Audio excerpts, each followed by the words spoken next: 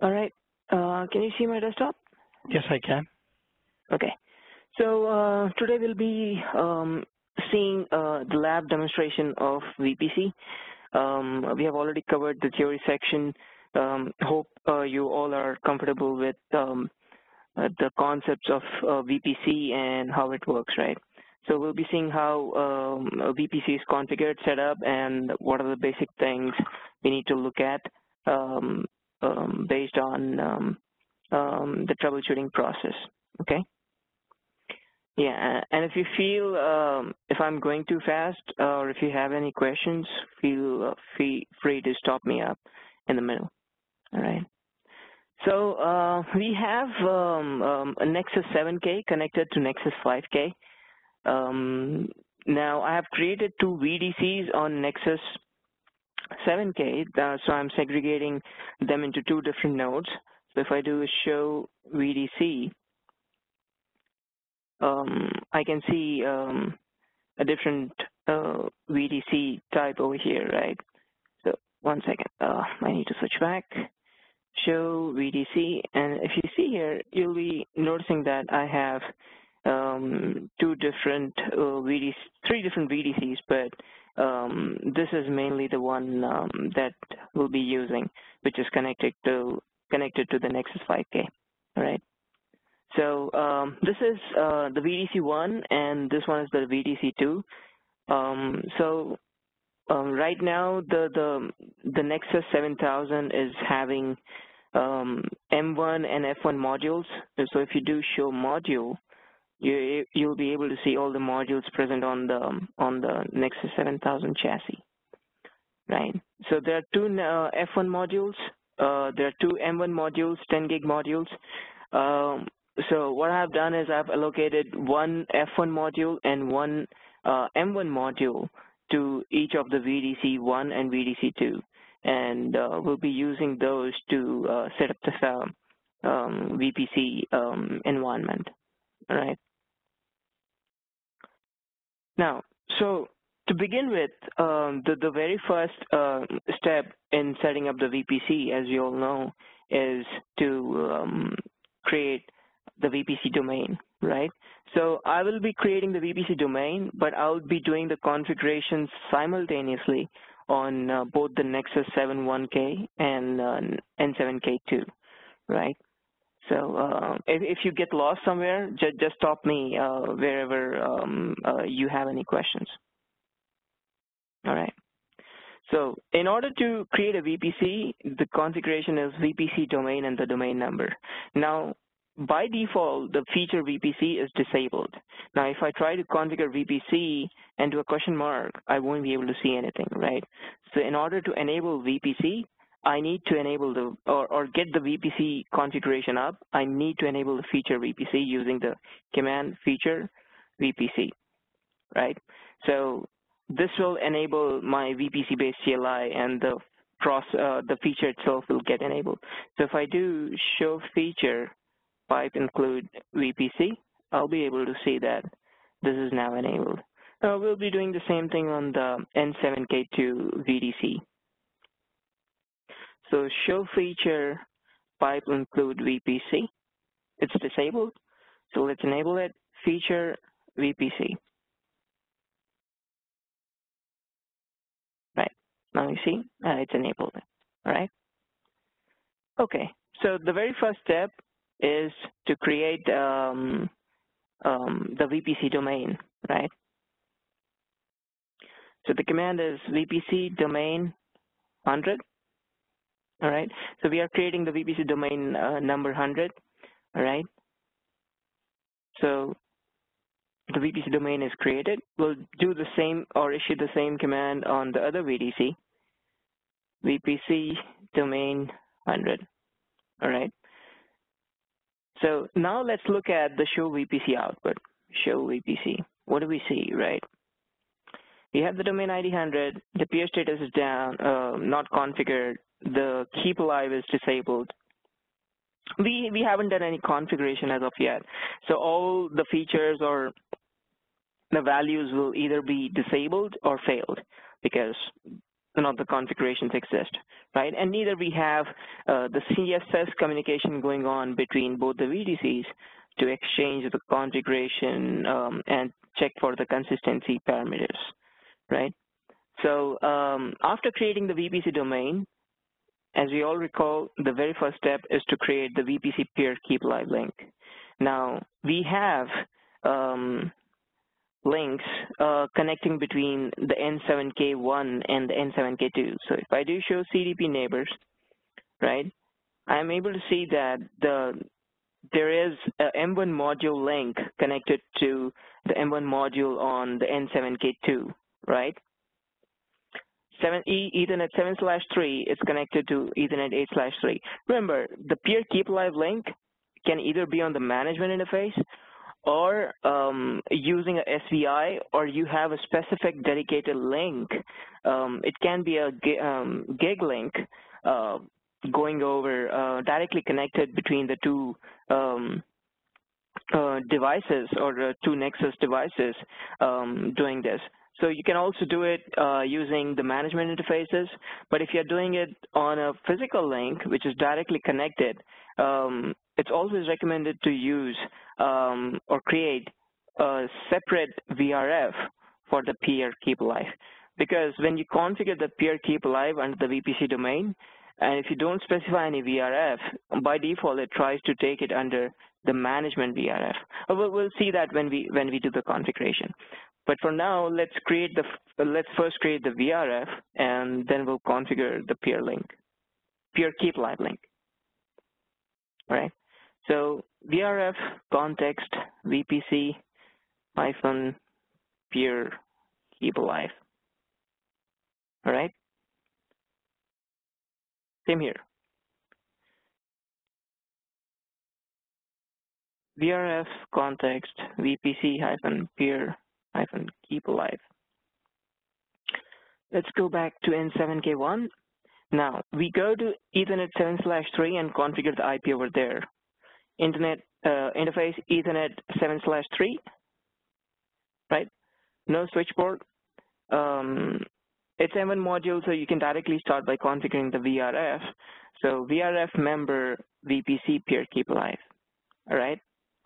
So remember, if you are configuring a VRF on any interface, do remember to configure the VRF first and then configure the IP. If you do the other way around, all your configuration will get lost, as it happens on any iOS box.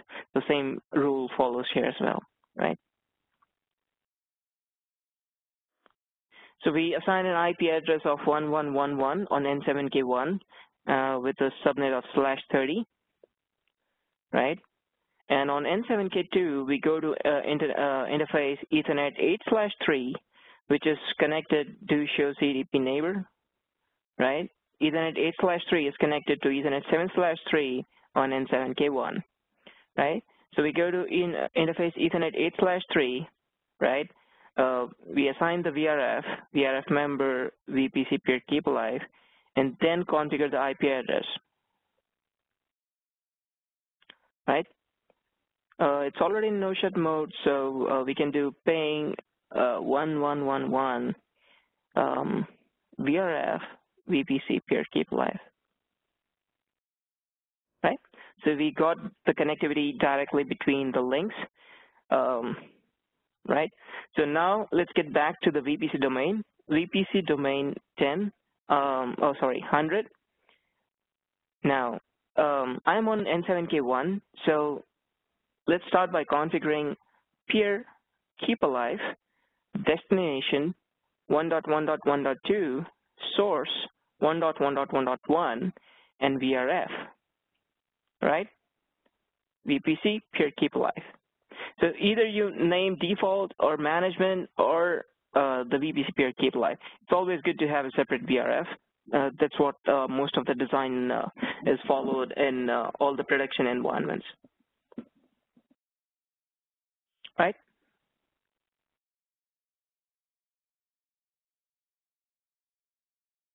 So we'll be doing the same thing over here as well. So right now we haven't done any configuration for the keep alive on the N7K2 side, right? So if I do show VPC, right, the VPC peer keep alive status is suspended, right? The destination IP is not reachable. So there's no, so this N7K1 doesn't understand if its peer exists or not, right?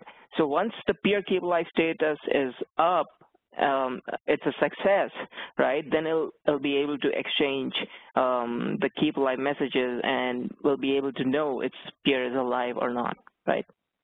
So let's go to N7K2. Exit. We go to VPC domain 100. Peer keep alive. Destination 1.1.1.1. Source 1.1.1.2. VRF, VPC, peer keep alive. All right. Now let's look at the show VPC output. Cool. So we have our peer keep alive status as alive. And we can see the same output on N7K1 as well. All right. Any questions so far?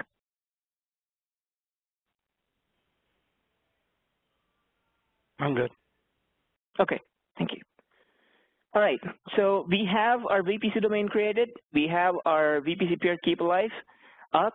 Now the next step is to create a port channel between both the Nexus 7000 for the peer link, right? So even before that, it's good that we allocate or we define the the VLAN, which needs to be the part of the VPC domain, right? So we define it. We go to the config mode. We create a VLAN 100, right? You want to name it? You can name it name test, right? Let's go to the N7K2 VLAN 100 name test, right? So we have created the VLANs. Now we go to the VPC, we create the port channel. Now, in order to create the port channel between the N7 case, we need to remember the sequence of the configuration that we go over, right? I will show you an example that if you don't follow the sequence, you might run into the configuration issues, and you might have to repeat a lot of the configuration and again. And that is going to be time consuming, considering the fact that you have an 8-hour lab exam and you need to work it out as quick as you can. So it's good to follow the steps so that you do the things correct in a single go, right? So we do show CDP neighbors. Now there are two links connecting between, apart from the 7/3 and 8/3, there are two links connecting between the N7K1 and N7K2. So those are Ethernet 1/2 and 1/3 on N7K1, connecting towards Ethernet 2/2 and 2/3 on N7K2, right? And these are F1 modules. So show module 1, this is F1 module, right? Show module 2, it's F1 module as well.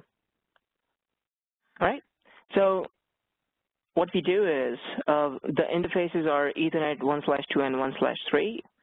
So we go over here. Now suppose I create the port channel first and then assign the channel group later, and we'll see what will happen, right? And we'll show you the other way around, which is the right way of configuring the things. So I go and create interface port channel 100, switch port mode trunk, right? And for the sake, now let's go to interface Ethernet 1/2 and channel group 100 mode active. Okay, so the other thing, we are enabling LACP. So for the LACP configuration, we need to enable the feature LACP, right? So feature LACP. Okay, now this configuration will work. Now interface Ethernet 1/2, channel group 100 mode active. Now look at this. We ran into an issue. Now it says command fail, port not compatible, the port mode, right? The port mode is switch port.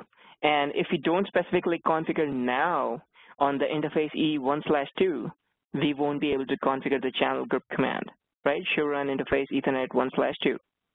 Nothing there, right? So let's configure the switch port. Now let's again configure the channel group command, right? And this time, again, we are getting some error. Why? Because we have configured the switch port mode trunk, right? So we have to keep on configuring all the same configuration again and again, which we shouldn't be doing, right? So show run interface E1/2. I don't configure anything. Let's do this. Let's do it the right way. So we do delete the port channel, no interface port channel 100, right? We go to interface Ethernet 1/2-3, that's the interface range command, and we just configure channel group 100 mode active. Boom. So it directly took the configuration because there's nothing there under the port channel interface. Now we can exit and go to the port channel configuration mode, right, and configure what we like. Switch port mode trunk, switch port trunk allowed VLAN 100, and no shut. Remember, we need to no shut the port channel interface. Otherwise, by default, it will be in shutdown mode.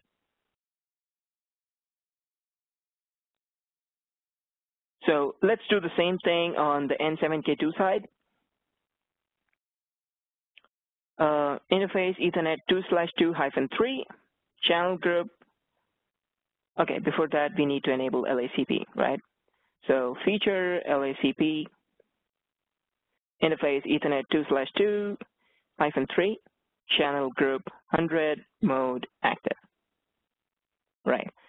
And we go to interface port channel 100, switch port mode trunk, switch port trunk allowed VLAN 100. Now we have created the VLAN 100 on both the sides. Just remember, whatever you do, try to do the same configuration on both the nodes so that you don't miss any of the configuration anywhere, right? Because if you miss the configuration, you will start seeing consistency check failure messages, either type 1 or type 2, right? So do not forget that. And now we unshut the interface, right? So show interface port channel 100. It's up, right? So now, till now, the port channel is up between the two N7K boxes, or the VDCs, you can say, but it is still not a peer link, right? In order to make this interface act as a peer link, we configure the command vPC peer link. All right? Right, I'll talk about this in just a moment, but before that, I have only configured the peer link on one side. Let's look at the show vPC output again, okay? The peer link is down. The vPC peer is not reachable over CFS, right? Right now, as I mentioned during the theory session, all the communication or the CFS exchanges are done over the vPC peer link, right? So your CFS will not work if your peer link is not up, right? So let's do the same thing on N7K2. We create vPC peer link. Boom. So now show vPC, and we can see that, yeah, it's going to take a moment to bring up the vPC peer. Yeah, so the adjacency is formed, right? All right, so we have our peer link up, the peer keep live link up, and the vPC domain created, right? Now, let's look at the configuration we did, right? We configured vPC peer link on the port channel. Now, as soon as we create or configure this command, what Nexus does is it enables the spanning tree port type as network on that port channel interface. So if you see show run interface port channel 100, you will notice that we haven't done any configuration, any of this configuration. It automatically came in. This command enables bridge assurance on the port channel interface between the two Nexus boxes. Now, what bridge assurance does is it takes care of sending the BPDUs or exchanging the BPDUs on a single link. So it doesn't create any mess up within the topology, causing any kind of loops and inconsistencies. Okay. So now we have our the port channel up, the VLAN 100 active.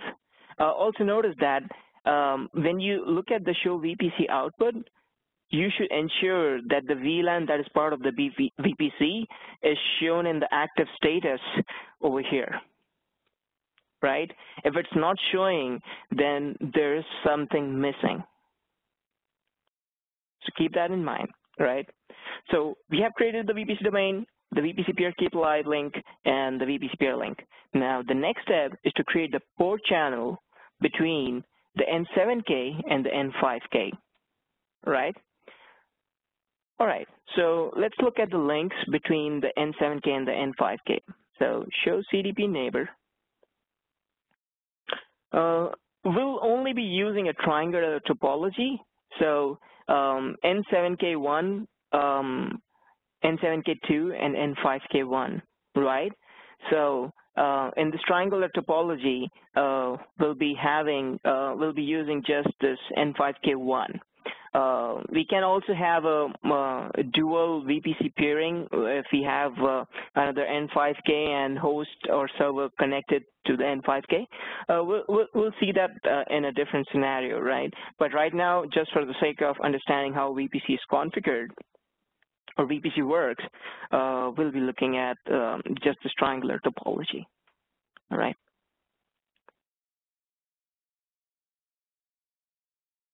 So N5K1, it's connected via internet interface Ethernet 7/2, and it's going on Ethernet 1/1. Let's do it on N7K2 as well. So show CDP neighbor. All right, so it's Ethernet 8/2 going to interface Ethernet 1/2, okay? All right, so same step here, interface Ethernet 7/2, channel group, let's number it 10, all right? Mode, active, okay? Same thing on the other side, N7K2, interface Ethernet 8/2, channel group, 10, mode, active, right? We're done. Now let's configure the port channel interface. Interface port channel 10, switch port mode trunk, switch port trunk. It's taking a moment.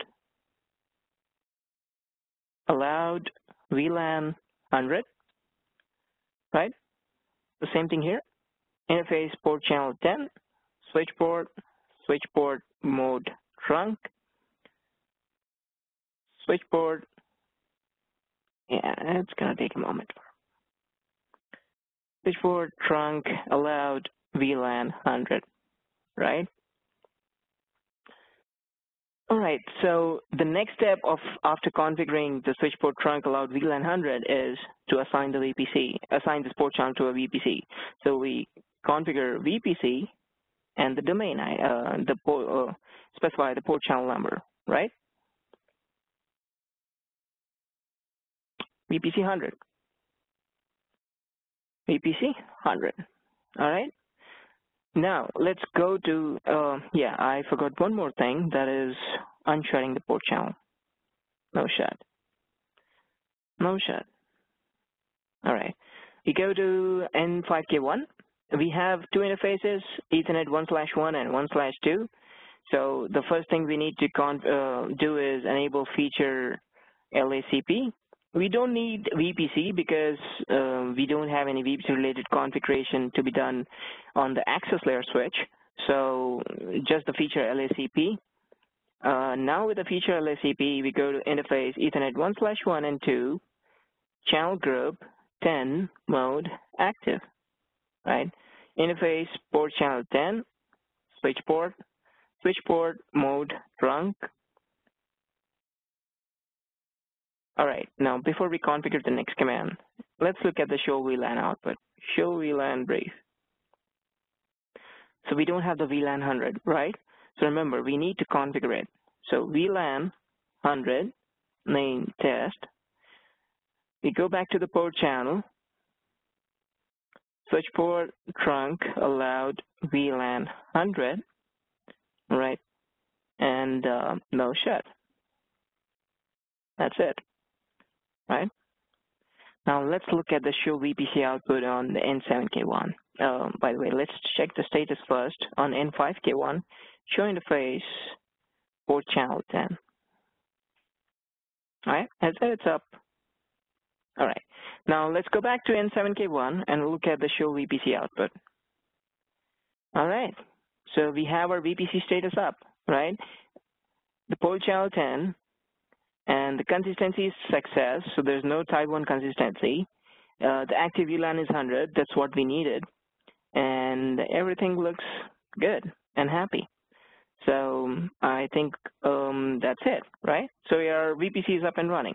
Now, in order to check, also, if you recall, during the theory session, I mentioned that the Nexus 7000 has to be configured as the root bridge for the spanning tree, right?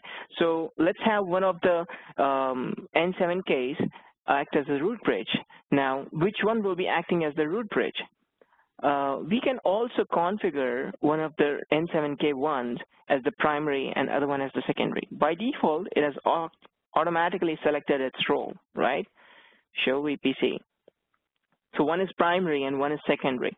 But we can always configure the role priority and always make it decide which one will be the primary and which one will be the secondary, though it is non-preemptible, right?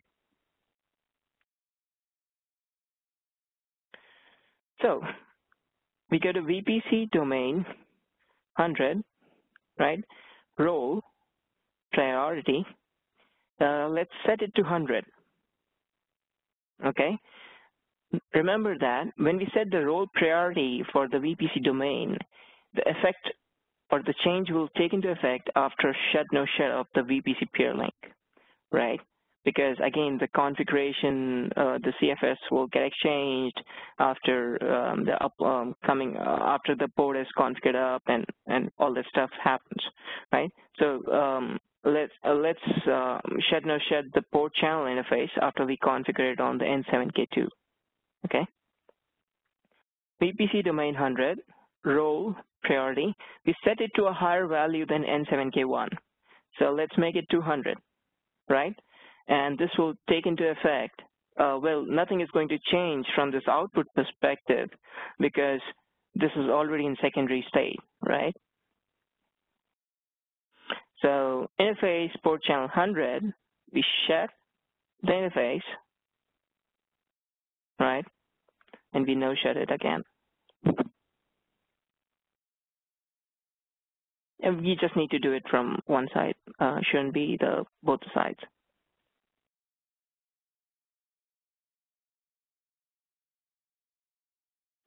Right, so the adjacency is found back up.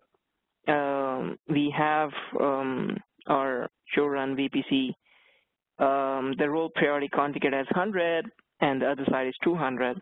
Now, as I was saying, we need to configure the spanning tree, the N7K1 as the root bridge, one of the N7K1 as the root bridge. So what we can do is, let's configure the N7K1 itself as the root bridge, which is also acting as the primary for the VPC, right? We can do the other way around as well. It's totally up to our design, but let's, for the sake of understanding it in a better way, let's do this, okay? So we configure spanning tree VLAN 100 priority 4096. Okay. On the N7K2, we set it to a higher priority. So spanning tree VLAN 100 priority 8192, or you can set it to a higher value. Shouldn't matter, right? So let's go to N7K1. Let's check the spanning tree. Show spanning tree VLAN 100. So it says that this switch is the root bridge, and the MAC address is 002651BF ADC2, right? Let's verify it on the N7K2 side. Shows spanning tree VLAN 100, right? So it is able to see this device as the spanning tree root bridge, right?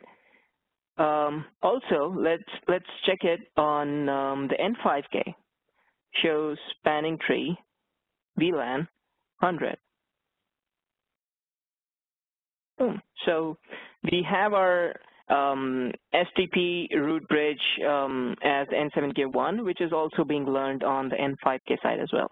Now, interesting thing to notice between all the three devices is that none of the interfaces are in blocked state.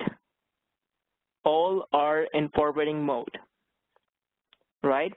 N7K1, all forwarding, N7K2, all forwarding, and N5K, forwarding, right?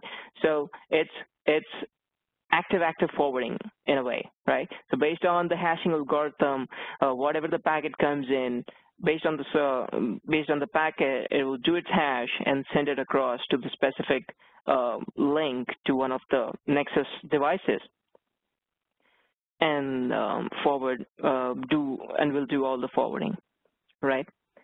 So, any questions? No. Okay.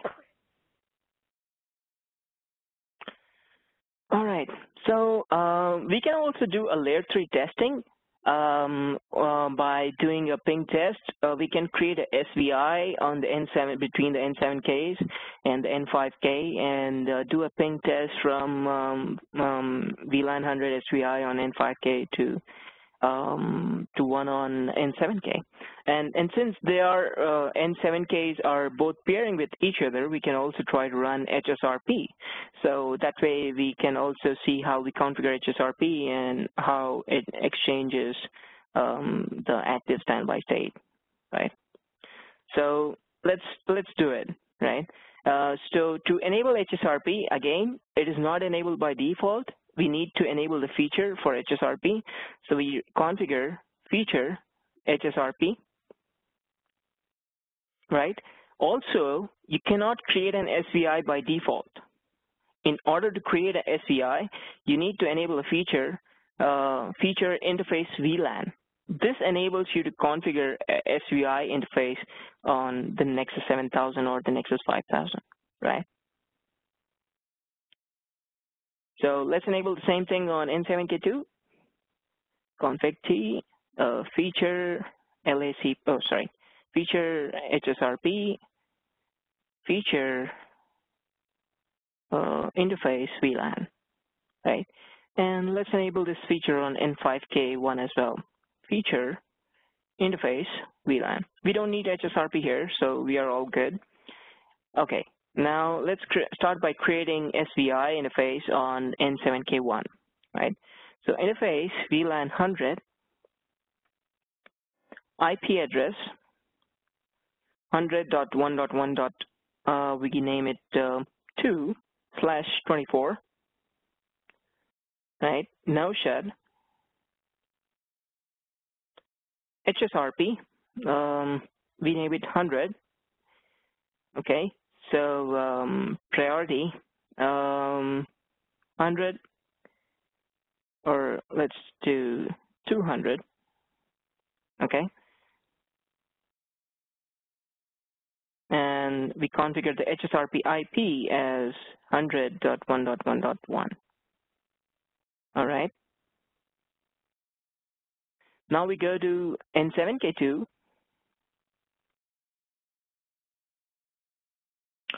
We configure interface VLAN 100, IP address of 100.1.1.3/24, no shut, HSRP 100, priority 100, and we set the HSRP same as 100.1.1.1. All right. And the third thing we do is we go to N5K1. We configure the interface VLAN 100, IP address of 100.1.1.100, no shit. That's it, right? Now, let's go back to N7K1, and let's check the HSRP status first. Show HSRP, right, brief. So it is in active state. Its local address, the standby peer address is 100.1.1.3, and the group address or the HSRP IP is 100.1.1.1, right? And the HSRP virtual MAC is 00000607 AC64. All right. Same thing here. Show HSRP brief, right? So it's also up, and it's in the right state. All right. Now, let's do a ping from N5K1 towards the HSRP virtual IP. So ping 100.1.1.1.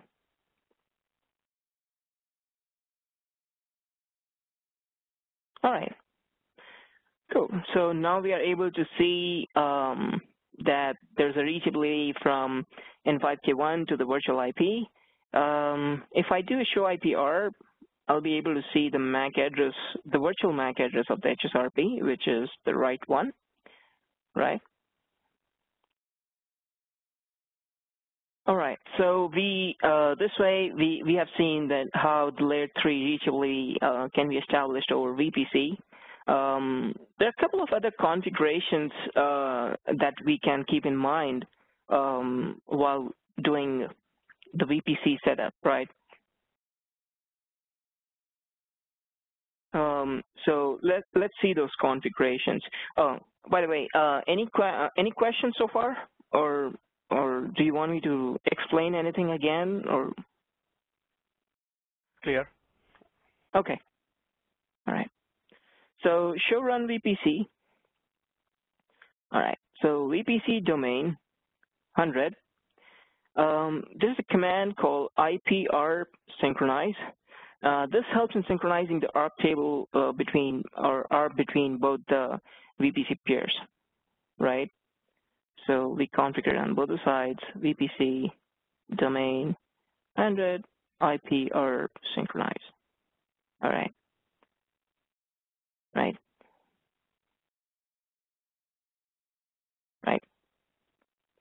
So the other configuration that I was talking about is peer gateway. Right. Now, by default, the peer gateway feature is not enabled, and what this feature does is it acts as or it supports the layer 3 forwarding of the packet based on the MAC address, and the device which has the gateway flag set acts as a router for that flow. Right, and it just, instead of swapping the source MAC address of the packet that comes in, it just forwarded across to the next hop device and takes care of the forwarding. This helps in preventing the loop scenarios and or unnecessary packets getting dropped in the VPC setup, right? So this is a good configuration command, and this is very commonly configured in the production environments. So we'll see. Okay, before I configure it, let's look at the MAC address table so that you can understand how after configuring the peer gateway feature, how the MAC address table looks like, right? So MAC address table, if you see, I already have the 3 G flags set over here, right? So it says the gateway, right? Peer gateway. So this will act as a gateway for its peering device. So it doesn't have to forward the packet back to the N7K1 or N7K2, whichever node is receiving the packet, right? So peer gateway. Right.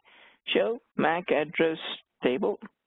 So now we see that we are able to see the MAC address having the G flag set, and for the HSRP virtual MAC, as well as the spanning tree root bridge MAC address, right?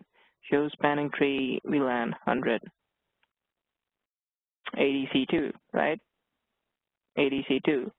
So if this device receives a MAC address, a packet for this MAC address, right, it will do the forwarding directly instead of sending up for the lookup, right? So it will just do the routing of the layer 3 packet in the layer 2 domain. Okay. So I believe that's it from my end. Any questions on this? Yeah. Thanks for the information. Appreciate you. Yeah, no problem. So I'll be stopping the recording, and if you have any questions, feel free to reach out to me, and we can discuss it again. Okay. Yeah. Thanks.